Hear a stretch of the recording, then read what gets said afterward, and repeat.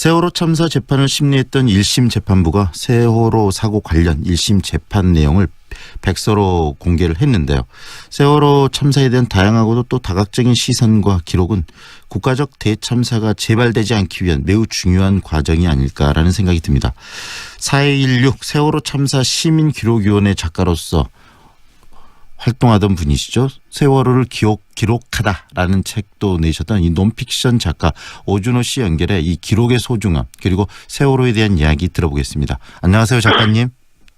아니, 안녕하세요. 네.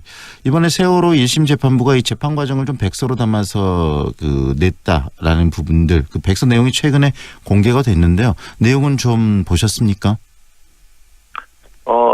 아직까지 내용을 입수해서 보지는 못했고 언론을 통해서 네. 어떤 것인지 사실은 좀 접했습니다. 네, 크게 내용 특히 이 재판부가 세월호 이 사건을 어떻게 이해하고 있는가 좀 언론을 통해서도 좀 나오고 또 여러 가지 몇 개 주요 사건에 대한 언급도 좀 있고 그러던데요. 그런 부분들을 보면서 어떤 생각이 드셨어요?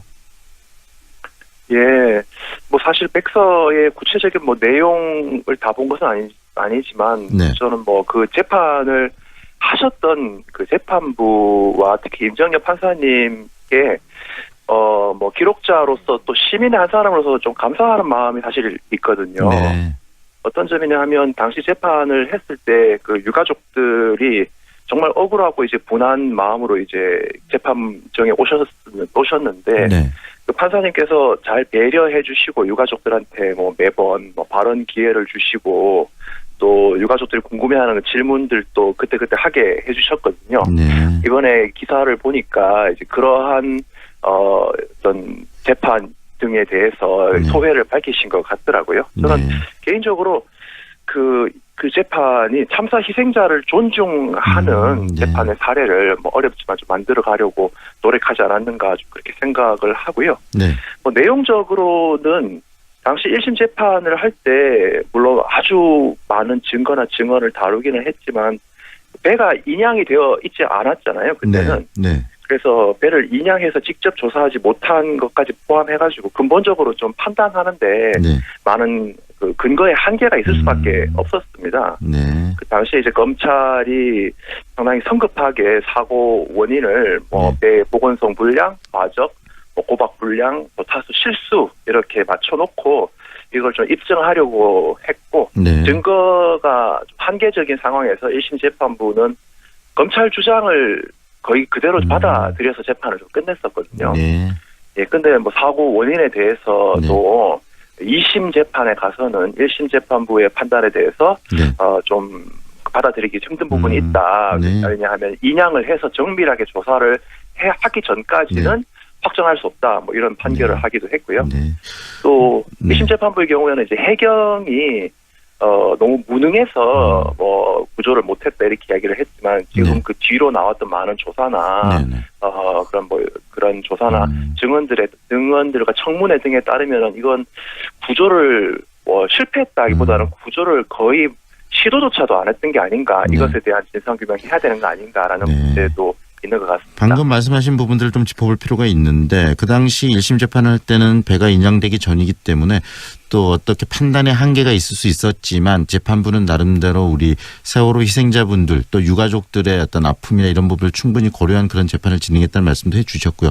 가장 중요한 것은 1심 재판부가 이야기했던 해경의 무능, 그런데 지금 나타나고 있는 건 해경의 무능을 넘어서 구조적으로 이런 부분들에 대해서 이 정치권 또는 그 당시 이 청와대를 중심으로 한 정부 자체가 이 부분에 있어서 문제가 크다는 부분들이 점점 나타나고 있는 거 아니겠습니까? 예, 그렇죠. 그래서 그런 부분에 대해서 더 많은 지금 조사, 진실에 대한 접근이 필요하다는 생각도 좀 드는데요. 그런 점에서 우리 오 선생님께서는 이 재판 모든 과정들, 재판을 참석하시면서 현장을 기록하시고 또 세월호를 기록하다라는 책도 쓰셨는데 그런 활동을 하시게 된 계기가 좀 궁금해지네요. 예, 제가 안산에 살고 있고 글 쓰는 작가고 당시에 시민들이 다들 뭐라도 해야 된다 라는 생각들을 하셨잖아요. 그래서 좀 자연스럽게 시민기록위원회라는 게 안산에 이제 만들어지니까 작가들은 글을 쓰는 방식으로 또 영상을 찍으시는 분들은 또 그 방식으로 사진 작가들은 사진을 찍는 방식으로 이렇게 기록단에 참가를 하시게 된 거고요. 네. 실제로 이 기록위원회를 하면서 이것이 꼭 필요하구나, 이런 작업을 꼭 해야 되겠구나 생각이 든 거는 세월호 참사를 일어나고 나서 저도 이제 알게 됐는데, 이전에 우리 사회에 많은 재난 참사가 있었잖아요. 네. 근데 여기에 대해서 이제 시민들이 참여해서 남긴 기록들이 거의 없다는 것을 알게 됐습니다. 항상 이제 정부나 관에서 주도해가지고 뭐 형식적인 백서를 만드는 방식으로 일이 좀 반복되었었고, 그러다 보니까 이게 재난이 계속 되풀이되는 이유인 것 같다라는 생각을 하게 됐고요. 그래서 시민들이 정말 이번에 눈을 크게 뜨고 참여를 해야 되겠다, 그런 마음을 먹고 하게 되었습니다. 네. 그리고 또 그런 참여의 기록이 세월호를 기록하다는 책 아니겠습니까? 예. 네, 이 책에서 지금 다루고 있는 내용, 짧게 어떤 내용인지도 이야기해 주시죠. 예, 이 책은 2014년 6월부터 11월까지 진행되었던 그 선원 재판, 그다음에 해운사, 해경 1심 재판을 제가 취재를 하고 정리한 내용이고요. 네. 그래서 제가 거의 매주 안산에서 이제 광주 법원까지 가서 한 40번 정도의 공판에 참가하고 그거를 직접 기록하고 그래서 정리한 책이고요.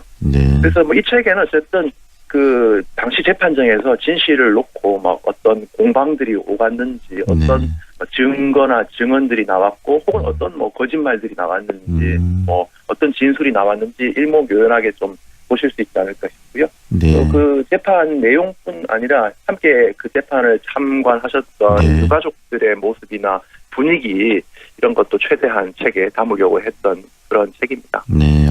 이번에 그 뭐 1심 재판부가 냈던 이 백서와 어떤 시기를 같이 하는, 시점이 아닌 시기를 같이 하고 있는 부분이 아닌가 싶은데요. 이런 책을 내시면서 왜 이렇게 책을 내야 되겠다라고 생각하셨던 그 가장 큰 이유는 어떤 부분일까요? 사실 유가족들과 함께 행동하는 저희들이 작가 기록단이다 보니까 처음부터 어떤 재판을 기록해야 되겠다라기보다는 유족들이 진실 규명을 하는 과정에 그 무엇이든지 좀 동참해야 되겠다는 생각으로 시작을 한 거고요.